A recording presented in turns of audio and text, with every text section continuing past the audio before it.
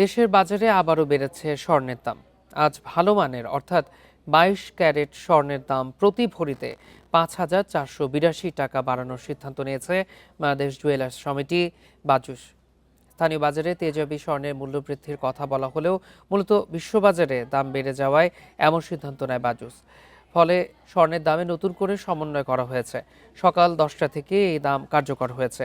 নতুন দর অনুযায়ী 21 ক্যারেটের স্বর্ণের দাম 2,35,030 টাকা, 18 ক্যারেট স্বর্ণ 2,01,845 টাকা ও সনাতন পদ্ধতির স্বর্ণের দাম 1,64,812 টাকা। এদিকে স্বর্ণের দামের পাশাপাশি বেড়েছে রূপার দামও।